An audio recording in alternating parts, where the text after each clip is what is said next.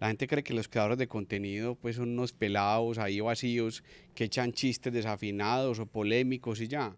Pero cuando uno encuentra historias de este tipo y que uno necesita compartirle a alguien y creo que también hay algo bonito en compartirlo porque todos tenemos biografías rotas, momentos difíciles, errores cometidos, pero qué bueno poder seguir adelante.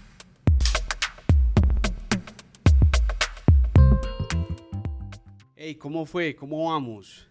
Qué gusto saludarlos. Estamos por acá en este podcast que a mí además se me dificulta mucho porque me dicen los que me ayudan acá con el podcast, inclusive mi socio David que está acá atrás, que tengo que luchar mucho por ser más informal, porque no quiero que este sea un podcast para conversar entre los mismos de siempre, sino que usted que está en una tienda, en un barrio, en Villatina, en Aranjuez, que está manejando un Rappi, que está llevando domicilios, entienda que este podcast le va a ayudar a usted también a poder seguir soñando, a poder lograr sus sueños y a entender que detrás de todo ese montón de manes exitosos que usted ve, hay historias de lucha, hay historias de batalla, igual que la que usted está viviendo en su día a día. Entonces, qué nota tenerlos acá, qué nota presentarles a Daniel. Daniel Patiño, un gran influenciador, Paisablog, ha sido por varios años uno de los colombianos más buscados en Google, ha construido toda una empresa en torno a su iniciativa, a su emprendimiento digital, tiene un negocio de hamburguesas, es un man referente, profundo, teso, lector, y lo tenemos acá. Un gusto, Daniel, tenerte acá. Robert, no, el placer es completamente mío. Me siento muy halagado con todo lo que acabas de mencionar.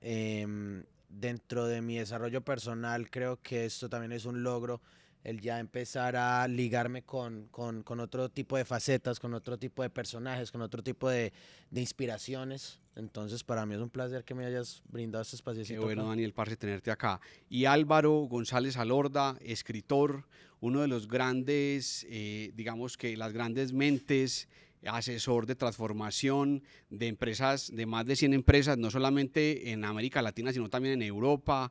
Se recorre el mundo más de 7 veces, de 7 veces al año, asesorando en transformación a los grandes empresarios, escritor, mejor dicho, tiene muchísimas facetas. Y digamos que para mí es un gusto tenerlo acá porque pues no vive acá, vive en España, pero yo creo que el año pasado fue una de esas personas que en medio de las vanidades en las que uno se mantiene, de las películas, como que me tocó el alma, me tocó el corazón, y qué bueno hoy con Daniel Patiño poderlo entrevistar hoy, que nos cuente un montón de cosas de su historia, por qué hace lo que hace, de dónde viene, y que nos deje en este podcast, digamos que muchas enseñanzas y muchas lecciones para nuestra vida. Entonces un gusto, Álvaro, tenerte acá. Robert, muchísimas gracias. Es un honor estar con vosotros. Es un honor estar con vosotros, con Daniel, con Robert y con todas estas personas que os siguen, que valoran muchísimo el trabajo que estáis haciendo. Entonces, gracias por la invitación. Entonces la primera pregunta, y para que empecemos, Dani, que yo le quería hacer a Álvaro es, digamos que sos súper reconocido en ese asunto de transformación empresarial. ¿Qué quiere decir eso? O sea, ¿qué quiere decir la transformación empresarial? Primero, ¿para quién es? Porque para mí el señor que tiene una panadería en una esquina y que de ahí va a salir una gran empresa pronto, para mí es un gran asesor, es un gran empresario. Claro. El que tiene un negocio de uñas en Villatina, el que tiene una peluquería, para mí es un gran empresario. Entonces, contanos qué es eso de asesor en transformación empresarial un poco, para que la gente en este podcast, digamos, que entienda qué es tu día a día, por qué sos tan reconocido y dónde estos libros. Buenísimo. Fíjate que yo quería ser de pequeño, quería ser reportero de guerra, porque quería viajar por el mundo, conocer a gente interesante y contar historias. Eso me parecía atractivo. Pero resulta que luego encontré en la consultoría de transformación un vehículo maravilloso para hacer ese sueño. Durante 10 años, y casi me avergüenza deciros que tardé 10 años en darme cuenta que el gran desafío de transformación de las empresas no es técnico, no es de modelo de negocio. El gran desafío de transformación de las empresas es la transformación personal. Y eso apela igual a un peluquero, a un dentista, a el vicepresidente de una gran compañía, a cualquiera de nosotros. Entonces, tras 10 años acompañando empresas de tamaño más bien mediano y grande en esa transformación, pues una empresa un día nos dijo, ¿por qué no nos diseñáis un programa para transformarnos nosotros? Entonces, bueno, intuitivamente diseñamos un programa y empezamos a rodarlo. Y entonces ahí empezamos a aprender la belleza que tiene acompañar a personas. El privilegio que es que haya líderes de organizaciones que te dejen asomarte a su corazón y ayudarles a transformarse para ser un mejor líder con su familia, un mejor líder con sus amigos y un mejor líder con la organización con la que lideran. Y ahí, digamos, ha habido muchísimos aprendizajes estos años. Qué bueno. También te quería preguntar un poco acerca de este último libro. Digamos que todos tenemos la visión de que muchas de esas personas que tú asesoras, presidentes de multinacionales en Europa, en América Latina, son personas por allá estrambóticas y absolutamente diferentes a uno, que no se quiebran como se quiebra uno, que no se frustran, que no les ha pasado nada en la vida, Claro. que no se les ha acabado el carro sin gasolina, que nacieron ricos, que no hay lucha detrás de ellos. Contanos un poco también, digamos, esa historia y lo que hay en el libro, porque me gusta mucho y te he escuchado hablar de eso. O sea, los grandes empresarios y presidentes de las grandes compañías, igual que cualquier ser humano, se quiebran, tienen dificultades, se separan de la esposa, se les cae el mundo. Contanos un poco acerca de eso. Qué interesante, Robert. La verdad, hay una frase que explica muy bien lo que uno se encuentra cuando se asoma a los corazones. Y es esa frase de nadie sabe las noches de nadie. Uno piensa que conoce a la gente, lo que ve es el personaje corporativo, el personaje social, pero cuando tienes la oportunidad en la intimidad de acercarte a estas personas, descubres muchas cosas. Lo que pasa también en presidentes, vicepresidentes, personas con mucha responsabilidad en grandes compañías, es que tienden a recluirse, porque de alguna manera les da miedo la exposición, protegen su intimidad y acaban reduciendo mucho su círculo de personas en las que confían, a veces con el riesgo de descuidar hasta los amigos, esa cosa tan importante en la vida que son los amigos. Entonces acaban tan encerrados que cuando de repente un día se les presenta la oportunidad de confiarse con alguien que saben que va a ser discreto con su vida y respetarla, pues se abren y te cuentan unas cosas que les desgarran, que nunca han contado a nadie. Dejadme que os cuente una reciente, pues de estas cosas, de estas historias que impresionan. Le he pedido permiso a este presidente de una compañía, por supuesto no diré el nombre, pero sí me dio el permiso para contar esta historia. En la primera sesión de mentoring, nosotros le decimos al líder de la organización, ¿cuál es tu historia de vida? O sea, ¿qué tendría yo que conocer sobre ti para poder acompañarte a ser un mejor ser humano? Entonces arranca tu familia, tu infancia, etc. Entonces este tipo arranca la historia diciendo, pues lo primero que me define es esta mano. Es una mano que le faltan 2 dedos, es una especie de garfio bastante deforme. Okay. Dice, bueno, a mí me hicieron bullying desde toda la infancia y me pasé toda la infancia y la juventud con la mano metido en el bolsillo. Pero eso me hizo fuerte. Me hizo fuerte, entonces me encerré en los estudios, me encerré y me hice muy fuerte en aquello que se me daba bien. Es un tipo inteligentísimo, brillante. Le fue muy bien en el colegio, en la universidad, en el negocio, montó una empresa, la empresa la fue creciendo por muchos países. Entonces él me va contando la historia y me habla de su familia, entonces me habla de si casa, 4 hijos, sigue hablando y de repente en un momento determinado dice, mis 5 hijos, y yo repaso mis notas y digo, perdón, hace un rato me hablabas de 4 hijos. Y él se queda en silencio y me dice, cuando yo tenía 17 años y la insensatez propia de esa edad, salía con una chica. Estuve saliendo unos meses y decidí dejar de salir con ella cuando me di cuenta de que no era el único con el que salía. Fui a despedirme de ella y le dije, chao, me fui. Y entonces ella me dice, no, tú no te puedes despedir de mí, no me puedes dejar porque de hecho me has dejado embarazada.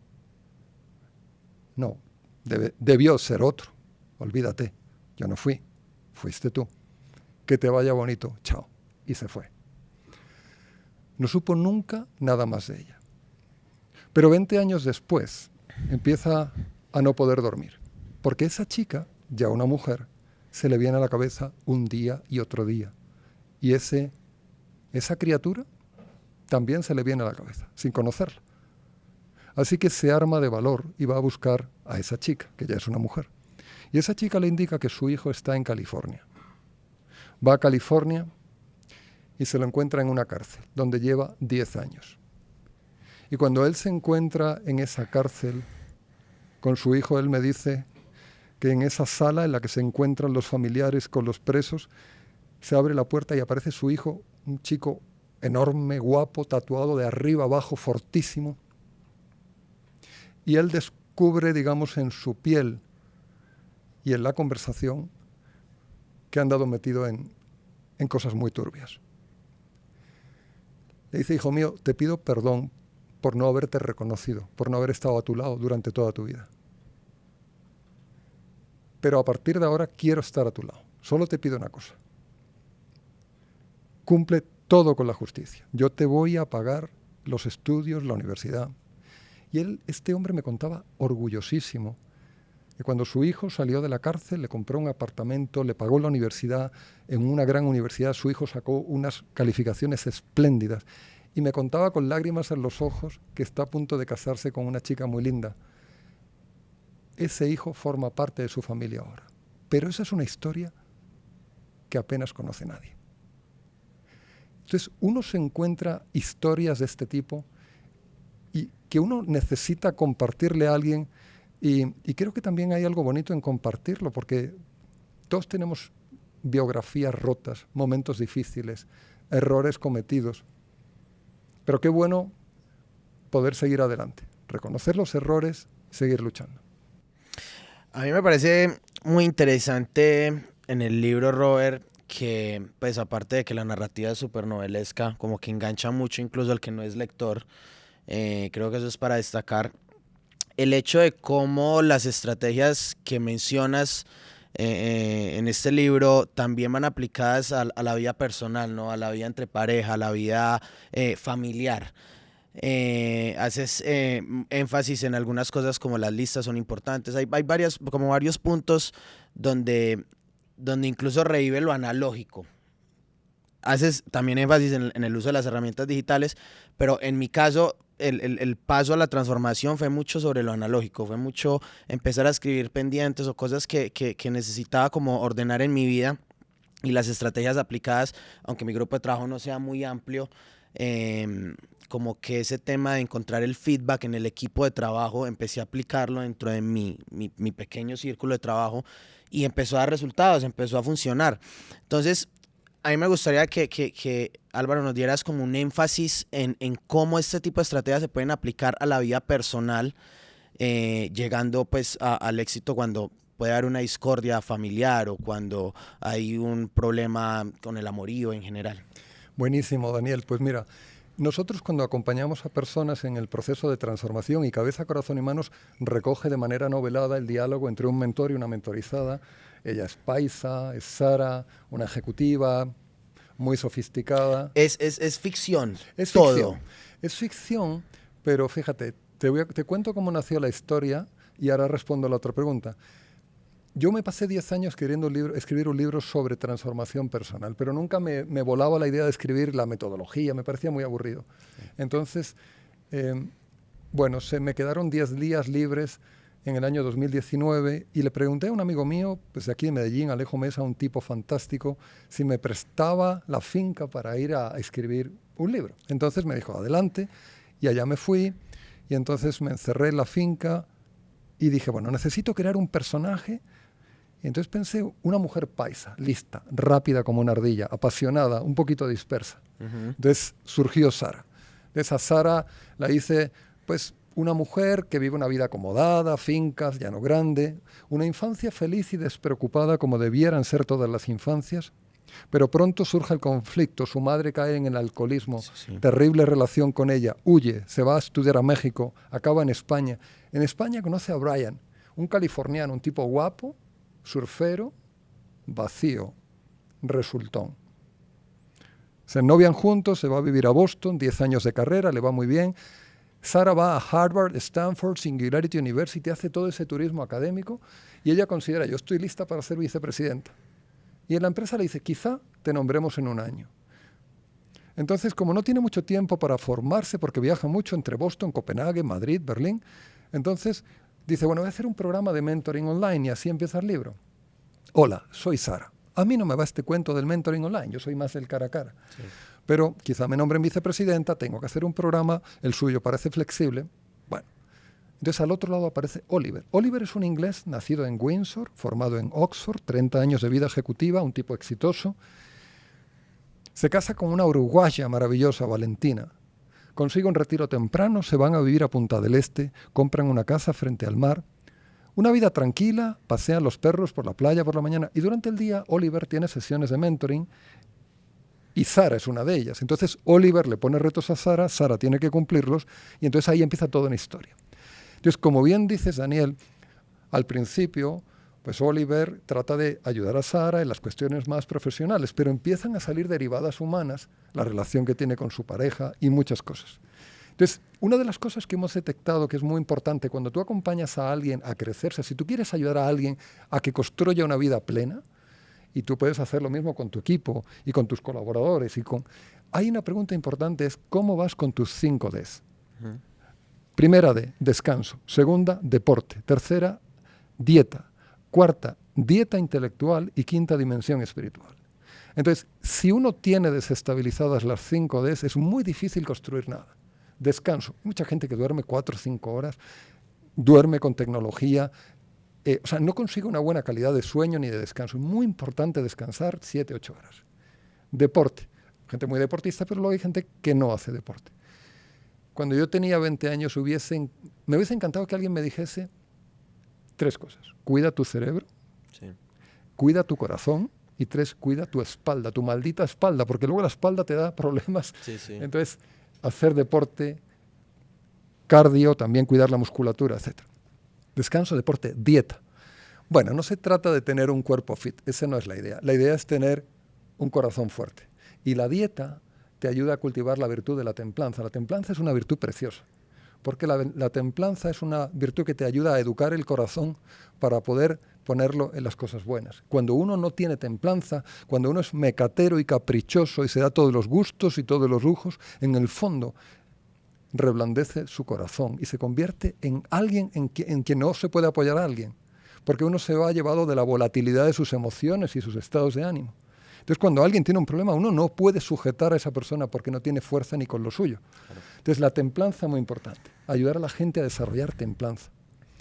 Entonces, descanso, deporte, dieta intelectual. Esto es absolutamente importante. Haces mucho énfasis en el libro de la dieta intelectual. ¿Verdad? Sí. Y qué bueno saber que tú eres un ejemplo para tanta gente en que eres contemporáneo, eres de hoy, súper tecnológico y también lector. Y a mí me gusta mucho ese asunto porque he descubierto eso en el gremio de los influenciadores. La gente cree que los creadores de contenido pues son unos pelados ahí vacíos que echan chistes desafinados o polémicos y ya. Pero cuando uno encuentra creadores de contenido como Daniel y como algunos pues que están en el gremio, se da uno cuenta que son profundos, que además cargan con la sabiduría del que ha sufrido bastante en la vida, el que ha batallado.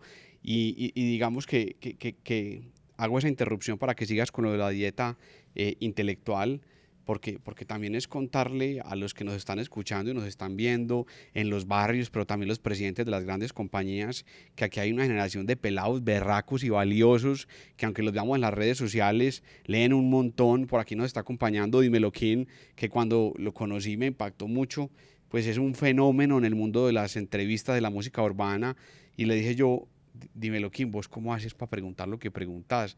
Porque es que siempre das en el clavo. Claro. Me decía, no, es que yo leo mucho y además tiene una capacidad de escuchar que pocos tenemos. Entonces te dejo con el tema de la dieta intelectual también, para introducirle también a un montón de señores, líderes, pues muy importantes, que no saben que estos pelados hoy en día, pues Daniel se leyó tu libro, lee constantemente y tiene una dieta intelectual como tú lo planteas. Claro, eso es súper importante.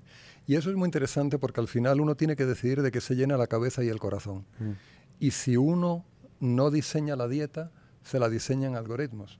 Y los algoritmos, hay ingenieros muy inteligentes ahí detrás diseñando algoritmos para que te quedes en el contenido no necesariamente que más te enriquece, sino el que más adicción te genera. Total. Entonces, si tú tienes a una sociedad destemplada, personas que no tienen dominio de sí mismo, y tienes unos expertos en diseñar contenido para que te quedes, y que te quedes, lo único que están haciendo es comprar tu tiempo.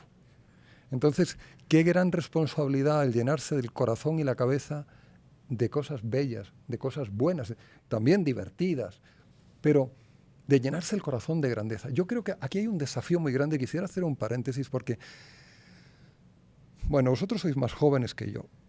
Mi generación fue educada desde el deber. Se nos decía, esto es lo que hay que hacer. Y uno no cuestionaba mucho, te decían personas que confiaban en el ámbito educativo, familiar, esto es lo que hay que hacer, y uno lo hacía, uno no preguntaba nada. Entonces esa lógica de la ética sin más, del deber, es lo que hay que hacer, pues quizá funcionó y nos ahorró a lo mejor una gran colección de errores. Pero hoy en día, si tú le dices a la gente esto es lo que hay que hacer, la gente te dice, ¿y por qué? Sí. ¿Verdad? Es Primero cierto. decir, ¿por qué yo voy a tener que hacer esto?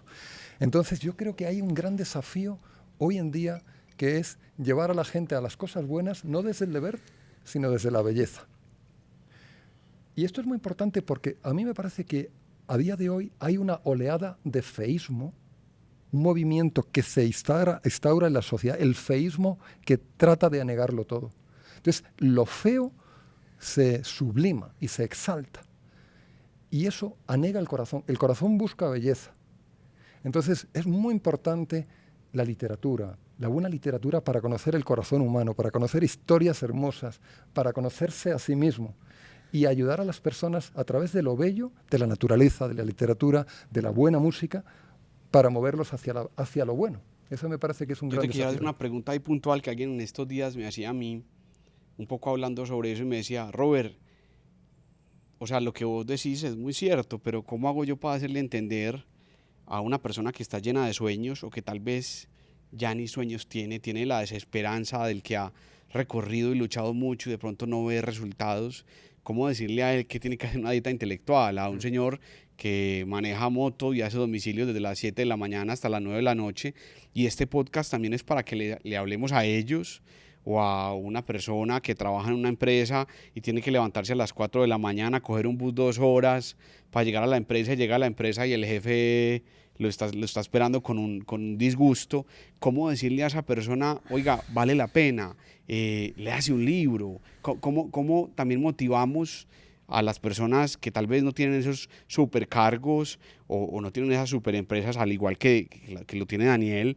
¿Cómo decirles a ellos y cómo motivarlos a seguir estos pasos? Yo creo que hay que partir de la realidad, de las circunstancias de las personas y encontrar el formato más adecuado para que desarrollen amor a la lectura. Hay gente que lo está descubriendo en el audiolibro. Es mi caso, es que Álvaro, yo lector nato no he sido. Yo me habré leído un libro de Leyes del Carisma, por allá muy joven me leí uno que se llamaba Sistema de Seducción Subliminal, muy psicológico, muy de cómo empatizar con la gente, de cómo entender a la gente. Me leí un par de novelas, pero definitivamente mi narrativa y la que me entra a mí, la que más me engancha es la novela, 100%. A partir de lo que mencionabas dentro del libro del uso de las herramientas digitales, lo que dice él es encontrar uno como estudiante, el formato que se adapta, podcasts, audiolibros, bla, bla, bla. Ahorita tengo de rutina que entro al baño, me voy a bañar y pongo en Spotify mi audiolibro. Fantástico. Pongo y me relajo ahí, cambié la música por el audiolibro. Entonces sí, ese es 100% eso, encontrar como el formato que te enganche a la lectura. Y creo que hay muchas maneras actualmente de aprender con base a la lectura. Y uno es increíble, hace poco me monté en un taxi, y yo usualmente pues me monto adelante a conversar con el taxista y vos qué más, de dónde Bien sos. paisa, bien paisa. Exactamente. Y el taxista tenía ópera y era casi un experto en ópera. Claro. Wow. Y wow, ¿y de dónde? Me dijo, no, yo desde chiquito me ha gustado esta música y hoy en día usted sabe que uno se puede meter en cualquier lugar y uno encuentra. Entonces contándome la historia de la ópera y hablando de ópera, un señor que estaba manejando taxi. Entonces también a veces es cuestión también de desearlo, no importa en la circunstancia que uno esté, en la condición en la que uno esté. Pues hoy digamos que vivimos un montón de facilidades que no tuvieron nuestros papás y nuestros abuelos. La era digital. Escoger YouTube y poderlo usar de la mejor manera. Hoy están todos los audiolibros allí, etcétera, etcétera. Pero te dejo con esa respuesta porque yo sí quisiera, vuelvo y lo repito, o sea, que un señor que es mensajero y trabaja de 5 de la mañana a 7 de la noche para poder comer arroz con huevo y llevarle a su familia, vean este podcast además de unos pasos, una motivación para soñar y creer que se puede y que la formación humana vale la pena. Claro. Vale la pena. No, pues fíjate, me empatizo mucho con esa persona que trabaja de mensajero, que trabaja de 5 de la mañana a 7 de la noche. En el fondo se parece muchísimo a ese vicepresidente de una gran compañía que se levanta a las 5 de la mañana y vuelve a las 7 de la noche. Y muchos al principio dicen, no, yo no tengo tiempo, tengo muchas reuniones, mucho que hacer, yo no tengo tiempo para leer, no tengo tiempo para hacer deporte, no tengo tiempo para estar con mi familia, no tengo tiempo para nada más que para el trabajo. Y de repente se te estrella la vida y hay un momento que dices, no, o sea, vamos a recuperar las prioridades. Entonces hemos visto a muchísima gente que no leía absolutamente nada y que conscientes de que leer es un ejercicio extraordinario, porque es que hay algo, cuando tú te pones delante de una pantalla, el cerebro está en un modo tan extraordinariamente pasivo, pero en cambio cuando tú te pones a leer una historia y te sintonizas con la historia, por ejemplo, imagínate, si tú estás leyendo una novela que describe pues, un camarero pelirrojo, gordito y sonriente. O sea, tú ya te has montado cómo es ese camarero en tu cerebro. Sí, sí. Y lo has conectado con todas tus experiencias y tu vida, ese camarero pelirrojo, gordito y sonriente. Bueno, tú lo ves en una serie y no tienes que hacer ningún ejercicio intelectual porque ya te lo han pintado. Entonces, cuando tú te metes en un libro, lo que pasa es que el libro se mete dentro de ti. Entonces, sucede que tú construyes el personaje. Por eso, cuando tú lees una buena novela, una buena historia, te transforma, te llena de vida. Viajas por el mundo, por la historia. Y eso tiene un efecto muy interesante, porque cuando uno lee, eso le permite también aprender a escribir mejor. Y es muy importante aprender a escribir bien, porque escribir es domesticar el pensamiento y eso ayuda a estructurar la inteligencia. Entonces, cuando uno lee, escribe mejor. Cuando uno escribe mejor, aprende a pensar mejor. Entonces, cuando uno piensa bien, a uno no le llega cualquier populista con un mensaje o con un meme y no le convences. Oiga, yo tengo sentido crítico. Yo sé pensar. Usted a mí no me va a convencer con 4 eslóganes así agitados. Entonces, leo, escribo, estructuro mi pensamiento y me comunico mejor. Y eso se nota muchísimo en los expertos en comunicación, que tienen esa habilidad para ser claros, ser relevantes y al mismo tiempo tocar el corazón. Hay mucho trabajo detrás de esa capacidad. Entonces, la lectura es absolutamente determinante de tu capacidad de vivir una vida plena. Tú también hablabas en algún momento de las tormentas que todos tenemos y me gustaría que lo conversaras acá. Inclusive te preguntaría antes de eso es, ¿qué se siente uno de los expertos en transformación empresarial, digamos que más grandes de América Latina y de Europa, venir acá a hablarle, por ejemplo, a unos influenciadores como lo hiciste hace unos meses, hablándole a influenciadores? O sea, ¿qué pensás en ese momento? Porque también hay un mito negativo en torno a los influenciadores. Te preguntaría como que, ¿qué pensás vos de los influenciadores? O sea, ¿qué piensa uno de los escritores expertos en transformación empresarial más importantes de América Latina y de Europa? ¿Qué concepción tiene sobre un grupo de jóvenes empresarios digitales, soñadores? ¿Qué pensás de ellos? Roberto, gracias a ti he tenido la oportunidad de conocer a Daniel y conocer a otro grupo de influenciadores y a mí me descresta mucho conocer a estas personas que a veces vienen de entornos muy difíciles, pero que han sabido construir valor. Y a partir de construir valor, pues construir empresa y construir puestos de trabajo y tener mucho impacto. Pero cuando yo converso con ellos, cuando converso con vosotros, veo un paralelismo entre vosotros y cualquier empresario de aquí o de allá, lleve un traje cortado en Inglaterra o lleve una sudadera y un pantalón militar. Me da igual. Los desafíos son iguales.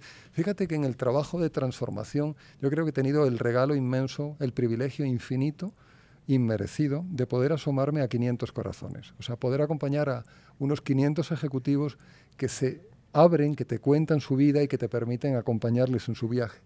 Entonces, ¿qué es lo que he visto cuando me he asomado a esos 500 corazones? Lo que he visto, y quizá yo me pongo en esta lista, es a muchas personas que quieren vivir una vida de excelencia, que quieren vivir una buena vida, con su familia, con sus amigos, con su trabajo, quieren hacer las cosas bien. Incluso que tienen una mirada trascendente de la vida, que creen que hay un Dios todopoderoso y misericordioso que está preparándoles una vida maravillosa para toda la eternidad. Pero en el fondo, lo que sucede en muchas personas es que uno como que no confía de otros proveedores de felicidad. Entonces uno se organiza una felicidad de autodiseño, basada en la seguridad económica, propiedades lindas, viajes, comidas ricas, experiencias placenteras. Entonces uno va como buscando la felicidad en ese autodiseño. Y van pasando los años y de repente dice, no, yo lo que quiero es tener un barco. Bueno, hasta que uno se da cuenta que es mejor tener un amigo con barco que tener un barco, ¿no? 100%. Pero entonces uno va avanzando por eso y entonces vienen esas dos tormentas que tú mencionabas. Esas dos tormentas que pasan por nuestro corazón y lo derriban todo. La primera tormenta que nos pasa a todos, estemos trabajando en una panadería o en una multinacional. La primera tormenta que nos desbarata la vida es la experimentación del dolor inconsolable. La muerte de un ser querido, Sí. una enfermedad inesperada, una humillación profesional, un corazón roto. Nos sentimos golpeados por el dolor y uno dice, ¿por qué me pasa esto? Y yo que quisiera hacer las cosas bien, que me estoy organizando este plan y este viaje y de repente se enferma un familiar y me tengo que pasar 2 semanas en un hospital, maldita sea. ¿Por qué me pasa esto a mí? ¿O por qué mi hijo se tiene que enfermar? Y entonces uno trata como de huir del dolor. Y esa tormenta es pequeña comparada con la siguiente. Y es una segunda tormenta que quizá aparece más en la madurez de la vida. Y es la tormenta que representa la experimentación de la propia fragilidad. Es cuando tú percibes que así tengas unos ideales muy nobles y quieras hacer cosas muy hermosas en la vida, a veces acabas haciendo cosas que te avergüenzan, que no están a la altura de tus propios valores. Entonces uno siente en su corazón la profunda humillación de no estar a la altura ni siquiera del mensaje que da a su familia, a sus hijos, a sus colegas, y no dice, no, es que qué vergüenza, fíjate cómo me comporté. Entonces eso lleva a algo muy terrible, que es a la desesperanza. Esos sueños que uno tiene en la juventud de vivir una vida feliz, plena, de repente empieza uno a decir, esta felicidad que yo busco no la encuentro. Y a pesar de que hago grandes esfuerzos por proteger mi seguridad y mi bienestar y apartarme del dolor, pero es que no soy capaz de disfrutar con tantos bienes y tantas cosas y un avión privado y todo eso. Y entonces esa desesperanza lleva a mucha gente a vivir una vida muy chiquitita. Una vida donde uno dice, bueno, que nadie me arrebate la felicidad que yo me he armado. Entonces uno va como evitando a los demás y te mete en un egoísmo muy oscuro.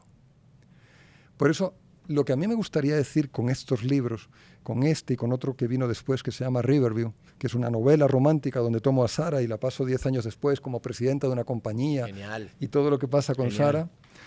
A mí el mensaje que me gustaría entregar es que no importa cuánto se te haya complicado la vida o cuánto tú mismo te hayas empeñado en complicártela. A veces somos expertos nosotros en complicarnos la vida gratis, ¿verdad? Sin que nadie nos lo pida. Da exactamente igual cuánto se te haya enredado la vida. Porque Dios, hay quien prefiere llamarlo la vida, siempre sabe cómo volver a reacomodar toda la historia de la humanidad para volver a ofrecerte hoy, aquí, ahora, un preludio de la felicidad para la cual tu corazón ha sido diseñado. Y Dios sabe utilizar encuentros, personas, para siempre volver a ofrecerte la posibilidad de asomarte a esa felicidad. Pero la única manera de descubrir ese preludio de felicidad para el que tú has sido diseñado es hacer algo muy insensato. Es abandonar el asiento del piloto y de yo controlo, yo manejo todo, sentarse en el del copiloto, renunciar a la felicidad de autodiseño y entregar todo lo que tú tienes, todo tu talento, toda tu energía. Todo es un don, todo es un regalo, todo lo has recibido. Entregar todo eso al servicio de las personas que están en tus coordenadas espaciotemporales. Tu familia, la cercana y la extendida, tus amigos y tus colegas. Y cuando tú pones todo tu empeño en servir a esas personas, en ayudarles con lo que tú sabes, con lo que tú tienes, sea en un barrio o sea en Manhattan, donde sea, entonces recuperas la esperanza. Dale, Daniel. Yo tengo cositas. Hágale, Robert, papá. pille, yo saqué noticas y todo, yo como que, o sea, me trae muchas dudas, parce, porque lo que uno dice de que uno es mucho las personas con las que se rodea. Sí. Obviamente la dieta intelectual pues no solo va ligado a lo que uno lea, sino a lo que conversa, a lo que aprende. Total. Yo digo que uno se culturiza mucho viajando, sobre todo los libros permiten que uno viaje 100%. Dentro de las noticas yo tenía, ya como metiéndome en situaciones personales, primero, el que le digas a la gente qué diferencia hay entre un psicólogo, un sociólogo, a un coach como sos vos. Y segundo, cómo se afronta o dar unas bases de cómo se podría afrontar el éxito repentino y a corta edad, que es algo que le pasa mucho a los influenciadores, Robert, sobre todo parece que uno no tiene como esa asesoría al ladito, y si uno no va a terapia, yo creo que a mí muchas cosas en cuestiones de fama, números y bla, bla, bla me han afectado psicológicamente, Claro. me ha tocado ir a terapia. Ahora, imagínate ser un pelado de 20 años y de la noche a la mañana, porque todo el mundo en la industria está a un video o a una canción, de la noche a la mañana te volvés el personaje más reconocido de tu ciudad, pongámoslo a esa escala. ¿Cómo eso entra a la cabeza de un líder? Porque eventualmente a este tipo le toca ser un líder.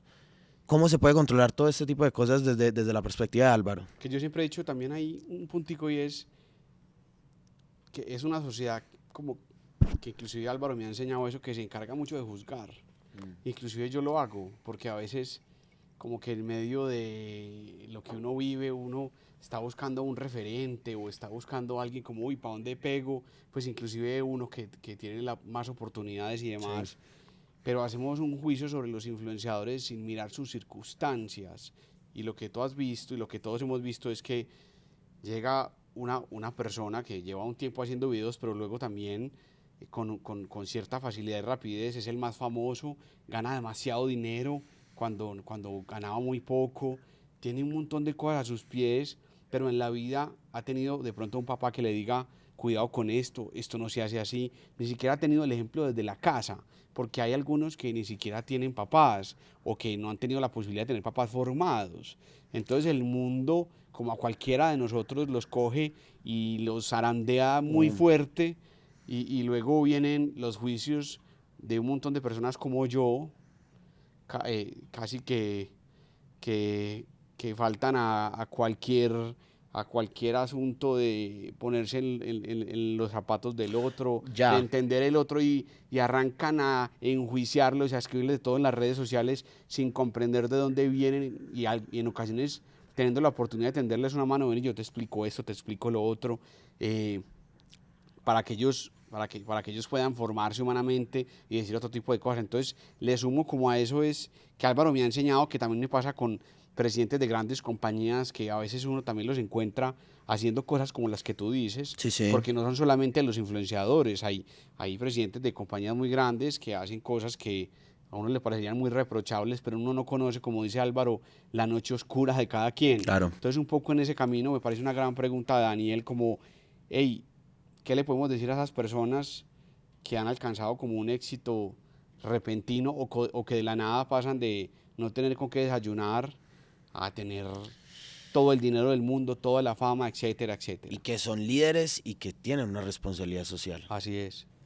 La pregunta es muy buena. Yo quisiera responderos con dos escenas de mi vida. Me voy al año 2004. En el año 2004, la empresa de telecomunicaciones en la que yo trabajaba y tenía un buen puesto y tenía un buen salario fue comprada por otra empresa más grande. El pez grande se come al pez pequeño. Hay muchos puestos de trabajo que están replicados y se quedan los del pez grande. Entonces los del pez pequeño nos echan a la calle. Nos echan a la calle a 400 personas. Pasas de estar en un puesto de trabajo muy reconocido, muy vibrante, eran los primeros años de Internet, manejando mucha plata y muchos presupuestos para hacer cosas muy chéveres, y de un día para el otro te encuentras que estás en el desempleo. Yo recuerdo que pasaron 9 meses de desempleo. Se me empezó a agotar la plata y empecé a buscar trabajo, y como no encontraba trabajo de lo mío, pues empecé a rebajar mi currículum. Entonces llegó un momento en el que la versión de mi currículum decía prácticamente que sabía leer y escribir y que tenía una espalda para cargar peso. Que muchas personas están en esas circunstancias hoy en día con lo que está viviendo el mundo. Claro. Entonces yo tenía una versión del currículum para trabajar como directivo en compañías, en los roles que yo sabía, y otra versión del currículum que tenía brazos y espalda para cargar cosas. Yo envié mi currículum a Mercamadrid para levantarme a las 4 de la mañana, descargar los camiones. Y por la mañana me reunía con una gran empresa para una entrevista y por las tardes me reunía con otra. O sea, era una situación. Yo recuerdo que cuando llegaban las 8 de la tarde y ya ninguna de las empresas en las que yo pedía trabajo me había contestado, ya no iba a recibir ningún email ni ninguna llamada, recuerdo que me bajaba a mi casa en Madrid, me tiraba en la hierba y miraba al cielo y decía, Dios mío, ¿por qué me está pasando esto? Mis colegas trabajan, a todo el mundo le va bien, ¿yo por qué no encuentro un espacio en el mundo? Entonces, para mí esa experiencia fue muy humillante, muy dolorosa. Me ayudaron mucho los amigos que te llevan a tomar una cerveza, es tranquilo, pero la humillación de yo para qué sirvo, cómo aporto en este mundo es terrible. Entonces eso te hace empatizar cuando te encuentras a personas con dificultad.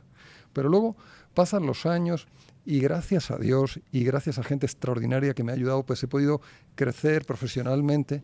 Entonces ahora me voy al año 2014 más o menos. 10 años después. 10 años después. En ese momento yo me encuentro en un momento de éxito profesional. Había escrito para entonces un par de libros. Mis libros se convierten en bestsellers, se venden aquí y allá, me invitan a dar conferencias. Nuestro negocio de consultoría crece, viajo en clase ejecutiva, estoy en grandes hoteles, me reúno con gente interesante. Y en ese momento de la vida, de un día para otro a mi padre le da un ictus, un derrame cerebral, y se le queda la mitad del cuerpo paralizado y se convierte en un bebé entonces de 76 años. Entonces yo, que vivo en Madrid, mi familia, padres, hermanos, sobrinos viven en Sevilla, me encuentro que vuelvo a Madrid después de un viaje por aquí, por allá, Estados Unidos, pues, por Europa, por América Latina. Entonces vuelvo al aeropuerto de Barajas, paso por casa, cambio la maleta y me voy a Sevilla a cuidar de mi padre, a cambiarle el pañal, a ducharlo. Un día, otro día, otro día. Y al día siguiente vuelvo a Madrid, me subo al avión y entonces vas a un sitio y te pagan miles de dólares por una intervención. Entonces, para mí, la bendición de ese tocar tierra, de recalibrar las perspectivas, que es lo importante en la vida, el privilegio de poder ayudar a mi padre en esas cosas, para mí fue absolutamente transformador. Y creo que la combinación de esos dos momentos de la vida, a todos en un momento de la vida, uno le parece que no hay perspectiva, que no hay futuro. Pero yo creo que a todos nos pasa como a los árboles en invierno, que en invierno los árboles no se pueden alimentar con la fotosíntesis porque la nieve se amontona en las ramas. Entonces tienen que echar raíces, esos árboles de alta montaña, raíces muy profundas entre las rocas buscando el alimento. Y ese momento duro de la vida en el que cómo me alimento, cómo salgo adelante, uno se hace más fuerte. Pero cuando llega la primavera, que siempre llega, ese árbol es capaz de recibir, tira ahí arriba los vientos y las tempestades porque tiene raíces fuertes. Y entonces llega la primavera y aparecen los frutos y es un despliegue maravilloso de flores y de frutos. Entonces todos pasamos por el invierno. A todos nos cae una gran nevada y creo que es parte del proceso de la vida. Pero yo creo que hay que seguir soñando. Tu vida es un gran ejemplo de soñar a lo grande y de tener impacto. Dani, por ejemplo, vos, en medio de tu carrera, pues que yo veía que fuiste algunos años como la persona más buscada en Google en Colombia. Sí, sí. Vos cómo descubrís como, uy, parce, tengo que hacer un stop. Esto aquí, esto está insoportable. O sea, vos cómo decís como que, uy, hasta acá. Robert, ¿sabes qué pasa? Te pongo en contexto, Álvaro, rápidamente.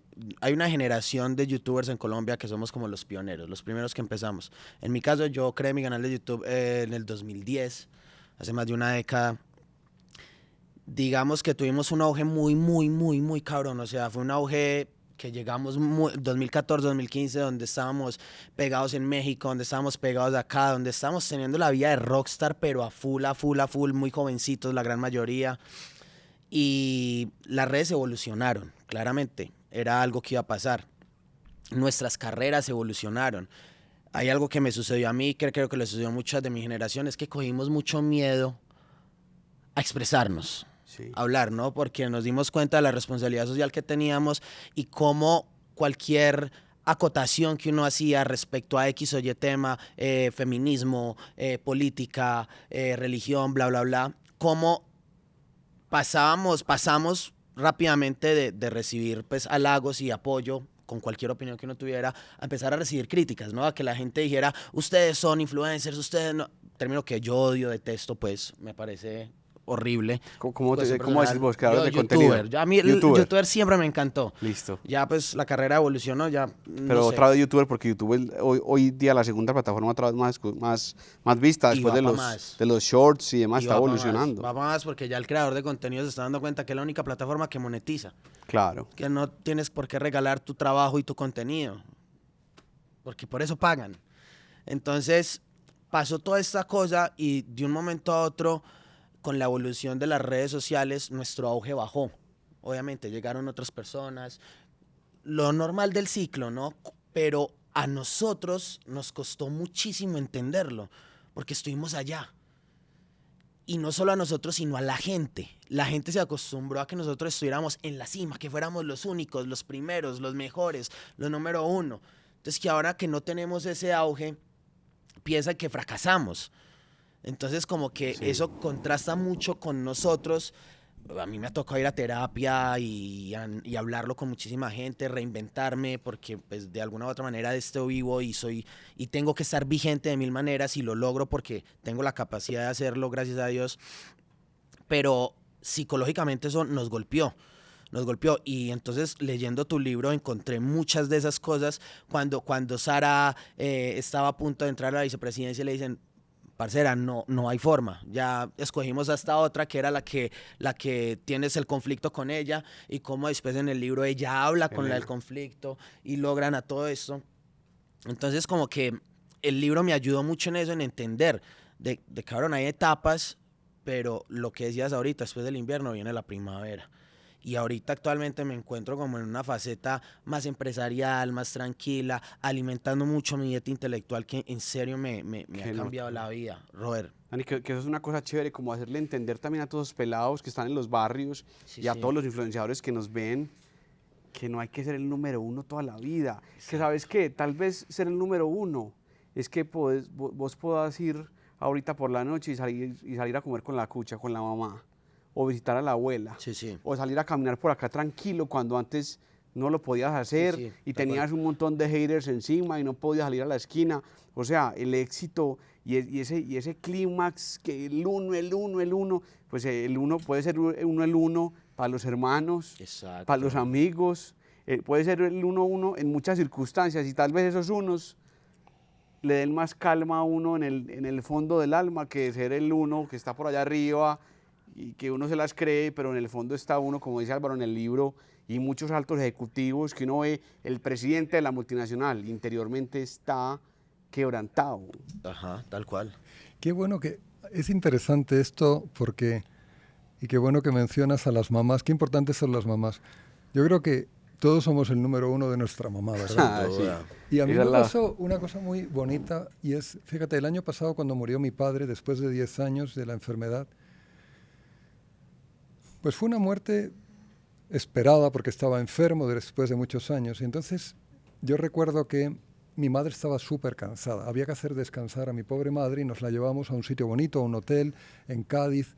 Parecía que estábamos, era un resort así con muchas palmeras, parecía que estábamos en Centroamérica, un sitio muy hermoso. El caso es que, bueno, yo recuerdo que salí de Madrid con el carro, recogí a mi madre, a una de mis hermanas, fuimos para allá. Y cuando yo llegué esa noche dije, estoy súper cansado. Hoy a dormir y mañana seguimos.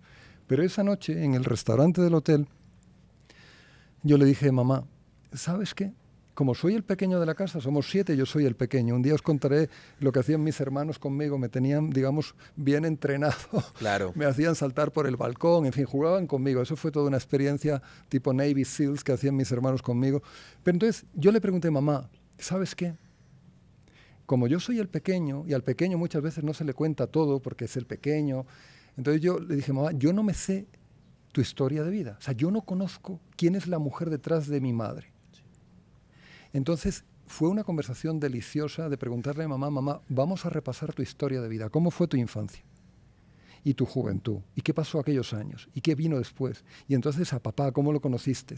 Y esos primeros años de casados. Y cuando vinieron mis hermanos. Y entonces, para mí fue un viaje maravilloso a través del corazón de mi madre. Es cierto que también me apesadumbró no haber hecho eso con mi padre. Cuando iba a cuidarlo y estaba con él, hablábamos de cosas, pero me hubiese encantado decirle, papá, cuéntame tu historia de vida. Entonces, yo creo que cuando andamos distraídos por el éxito, por esto, por lo otro, yo creo que una buena toma de tierra es ir a estar con los padres que tanto han hecho por nosotros, cuidarlos, conocerlos, hacerles pasar un buen rato, y entonces se reequilibran pues esos reconocimientos aquí y de allá, y dice, bueno, no, así mi mamá piensa que soy el number one, pues ya con eso tengo suficiente. Claro. Y lo que tú decías, yo creo que le ocurre mucho también a los creadores de contenido y al igual que los ejecutivos. Dejan de lado las amistades, lo que pasa en el libro, dejan de lado el amigo de toda la vida, el parcero de toda la vida, los tíos, no vuelven a llamar a los hermanos, y luego se ven inmiscuidos en el éxito, en medio de la soledad, absolutamente prevenidos, y están absolutamente vacíos. Inclusive aquí los paisas a veces discutimos, uno y dice, hombre, tal vez, uno que vivo en el poblado, pero tal vez este man del barrio es más feliz que yo. Claro. ¿Sí o qué? Sin duda, sin duda. Y sí, lo que vos decís, el éxito cohíbe y también como que te tensiona y hace que tus interrelaciones se vuelvan, además de selectivas, también muy prudentes, porque empiezas a tener miedo de la gente que se acerca a ti porque viene siempre con un interés de por medio, ¿no? Es muy difícil controlar el éxito, por eso también tenía todas esas dudas. Y entre esas dudas, de todas las entregas que has hecho de los libros de management que tenés, ¿cuál es tu favorito y por qué? Serían 5 con el que viene, ¿no? Ahora, o sea, el Riverview es una novela que viene después de acá, y es una novela que escribí porque lo que me pasó con Cabeza, Corazón y Manos es que cuando se publicó, pues mucha gente empezó a escribirme diciendo, no te conozco de nada, disculpa que te aborde por Instagram o por LinkedIn. Empecé a leer tu libro esta tarde, acabo de terminarlo y llevo media hora llorando pensando qué voy a hacer con el resto de mi vida. Eso me viene pasando desde que se publicó el libro, la última, anoche. Entonces es muy emocionante cuando empiezas a percibir que el libro ayuda a la gente, conmueve a la gente. Hay gente que me pregunta, ¿quién es Sara? Yo quiero conocer a Sara. Hay gente que me dice, yo soy Sara. El otro día uno me decía, yo tengo de Sara hasta la vena que se me pone en la frente cuando me enfado. O sea, yo soy Sara. Hay algún man que me dice, yo soy Sara. Digo, bueno, bien, alineense todos los que se consideran Sara, ¿no? Entonces me pasó una cosa muy bonita, que es experimentar que has contribuido a crear algo que te trasciende, porque de repente Sara se convierte en un personaje que está vivo en la vida de otras personas. Y eso es absolutamente fascinante, porque la gente no puede creer o sea, ¿quién es Sara? Yo quiero conocerla. Sara, por supuesto, es una construcción a base de la experiencia que he tenido acompañando personas. Pero entonces eso me trajo a Sara aquí a una parte de mi cerebro. Entonces llegó la pandemia. El 11 de marzo del 2020 salgo de Madrid en un avión hacia México. Cuando aterrizo en México, el 12 de marzo el mundo se cierra y me quedo en México varado, lost in translation, 50 días sin poder moverme en casa de unos amigos, gracias a Dios bien atendido. Pero van pasando los días y el océano, esa cosa que uno ha cruzado tantas veces en un avión, te echas a dormir y amaneces en Europa, te echas a dormir y amaneces en América.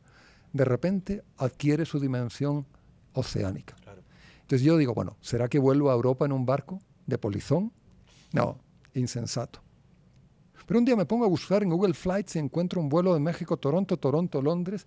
Llamo a un amigo de Oxford, le digo, ¿me puedo quedar en vuestra casa? En España estaba cerrada. Compro los vuelos, para allá que voy, pero el día antes me da miedo a volar. Por primera vez en la vida digo, no, me voy a meter en un avión, espacio cerrado, me voy a pillar el COVID y me voy a morir. Entonces no sabíamos nada de eso.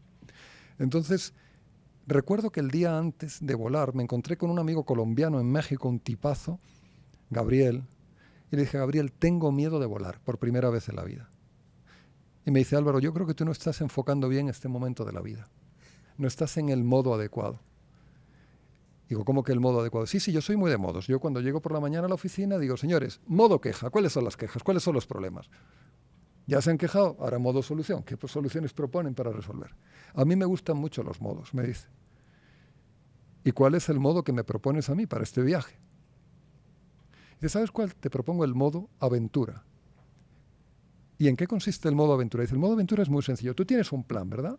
Escríbelo. Lo doblas, te lo metes en el bolsillo y abrazas lo que venga como si fuera tu propio plan. A mí eso me pareció iluminador. Así que así me embarqué en aquel avión, fue todo muy bien, llegué a Oxford y entonces ahí me pasó una cosa muy curiosa Y es que esos días me pasé durante 2 semanas en un Airbnb en mitad de la campiña británica, trabajaba durante el día y luego paseaba y paseaba por las tardes. Yo no sé, cuando uno no trabaja un domingo, sabe que nadie está trabajando y uno está tranquilo. Cuando tú no trabajas un martes, estás preocupado de, bueno, ¿qué estará pasando? La gente me escribe, yo no contesto, etc. En aquel momento el mundo se había paralizado. Tú mirabas, hay aplicaciones que te muestran todos los aviones del mundo moviéndose. Tú mirabas y había 10 aviones que se movían en el mundo. Sí. Yo me monté en 2 de esos que me llevaron a Inglaterra. Entonces, el mundo se ha paralizado. Y yo llevaba 15 años corriendo en mi vida profesional, de avión en avión, de reunión en reunión, y de repente me encuentro con ese regalo de estar en la campiña británica, con un tiempo delicioso, paseando, y de repente empiezo a escuchar el rumor del río, el viento entre las ramas, empiezo a contemplar el paisaje, y en esos paseos de repente me encontré en mitad de una pequeña aldea en la campiña británica, Cumnor, con la iglesia de St. Michael's, con la escuela, casas de piedra, flores en las ventanas, un sitio completamente hermoso, y a la salida del pueblo una casa, una mansión preciosa. Y entonces yo dije, yo quiero traer aquí a Sara. Entonces me inventé una historia, una novela en la que a Sara, 10 años después, la convierto en presidenta de una empresa. Le ha ido todo muy bien en lo profesional, pero en lo humano, un desastre. Sin amigos, sin familia, sin nada. Entonces, el libro trata de qué es lo que pasa con Sara. Y bueno, y entonces no puedo contar más, pero ese Bien, me Claro. interesa, intrigante. Entonces así sigue la historia de Sara. Yo creo que vamos como llegando ya como, pues como al final, y yo te preguntaría puntualmente, Álvaro, ¿qué le podrías decir, qué claves, qué tips le darías a una generación de jóvenes como la nuestra, youtubers, a veces con errores, pero llenos de sueños, pero también llenos de heridas, porque a mí me impacta mucho conversar con amigos pues, que tienen mi edad y tienen las heridas de un señor que tiene 70 años en el alma? ¿Qué les dirías vos a esos jóvenes creadores de contenido, empresarios? Daniel tiene un negocio de hamburguesas, ya hoy muchos o algunos como Daniel ya tienen empresas sólidas o tienen construidos sus sueños, ya están más ubicados. ¿Qué le dirías como esa generación mía de creadores de contenido, jóvenes emprendedores, youtubers, influenciadores, llenos de sueños, pero también llenos de miedos, de las tormentas, llenos de confusiones en el alma, de dolores? ¿Qué tips les darías a ellos? ¿Qué les podrías decir? Hay una frase de Kurt Cobain, el cantante de Nirvana, que dice que un amigo es aquel que evita que caigas por el precipicio. Y me parece que es fundamental rodearse de buenos amigos, de buenos maestros, de buenos mentores que te acompañen en tu viaje. Hay una necesidad muy grande de compartir lo que uno tiene, lo que le pasa, y de confiar en personas que tienen más perspectiva para hacer un buen diseño de dónde poner la energía y dónde no ponerla. Tolkien, el autor de esos libros tan magistrales como El Señor de los Anillos, tiene una frase preciosa que dice: todo lo que tenemos que hacer es decidir qué hacer con el tiempo que se nos ha dado. El tiempo que pasa es muy rápido, es impresionante. Cuando no te quieras dar cuenta, vas a mirar atrás y vas a decir, tengo 40 años, pero si yo era un pelado antes de ayer, ya tengo 40 años. Sí, sí. Y entonces el tiempo va muy rápido. Yo tuve la suerte inmensa de tener un gran maestro, diría muchos maestros, pero uno en particular en mis primeros años de vida profesional. Entonces, tener a alguien que te conoce, que te aprecia, y precisamente porque te aprecia, te exige y te ayuda a orientarte, te ahorra años y años de tormentas, de deambular sin rumbo. Es muy importante contar con personas que tienen más experiencia, más prudencia, que te conocen y que te quieren. Y eso en el fondo también es una invitación a la amistad. Creo que es Aristóteles quien decía que la vida de una persona sí puede tener la esposa más hermosa y más maravillosa o el esposo más extraordinario, es absolutamente incompleta si uno no tiene amigos. Entonces, cultivar la amistad. Me he encontrado recientemente con muchos ejecutivos que se han quedado sin amigos porque les ha consumido la vida el trabajo. De hecho, uno de ellos recientemente me decía, está viviendo un proceso muy difícil Y entonces, ¿con cuántos amigos cuentas en este proceso que te apoyen? Y uno pensaría que esa persona pues tiene decenas de amigos, ¿verdad? Y empezó a contar y me dijo, 2, haciendo un gran esfuerzo. Y entonces le hice la pregunta, ¿y tú a cuántos amigos estás acompañando ahora mismo en el proceso en el que anda? Y se hizo un silencio en la conversación donde sacó la conclusión de, claro, es que yo tampoco estoy acompañando a mis amigos. Entonces, la mejor manera de encontrar quién eres tú es en el darte a los demás, en servir a los demás. Entonces, dedicar tiempo a los amigos, acompañarles, estar con ellos. De vez en cuando divertirse, por supuesto, pero tener buenas conversaciones de corazón a corazón. ¿Tú cómo estás? ¿Cómo está tu vida? Eso es un tesoro extraordinario. Entonces yo les diría, rodéate de buenos amigos. Busca mentores que te acompañen, que te guíen en tu viaje de transformación. Espectacular. Y Dani, ¿vos qué le podrías decir? Que me parece demasiado valioso lo que vos has vivido. Estamos esperando pronto tu libro. Pero ¿qué le podrías decir a ese montón de jóvenes que probablemente hoy están en el top número 1 y que creen que así va a ser toda la vida y que lo venden y lo dejan todo por estar ahí? Y aún así no van a estar ahí toda la vida y dejan las amistades, no se leen un libro, creen que yo para qué voy a leer si así me va bien, si lo tengo todo, yo no me hace falta nada, no necesito nada. Vos que le decís a ese montón de jóvenes que están en lo número 1, pero también a ese montón de jóvenes que vienen atrás y que pasado mañana van a reemplazar a los número 1 porque a todos nos encuentran reemplazo. Sí, sí. Como, oiga, venga, o cuidado con las alturas, que las alturas marean también, papá. ¿Qué les dirías a ellos? ¿Sabes qué, Robert? Hay una cosa que yo debatí hace poquito con varios amigos, incluso con la familia, y es que siento que a nuestra generación le tocó un cambio muy abrupto, ¿no? Las herramientas digitales, la inclusión, etc., este reguero de temas sociales que nos tocó muy directo a nosotros, y más con el uso de las redes sociales, al que sea número 1, que sea muy consciente de la responsabilidad social que tiene y que sepa que regularmente el número 1, Robert, en esta vuelta es el que tiene el público más consumista, y el público más consumista son los jóvenes adolescentes entre 9 a 17 años, sobre todo entre 3 y 17 años, que son pelados que están en una etapa de formación, en una etapa donde son muy influenciables, donde son muy manipulables, que sean conscientes de esa responsabilidad social que tienen, que tal vez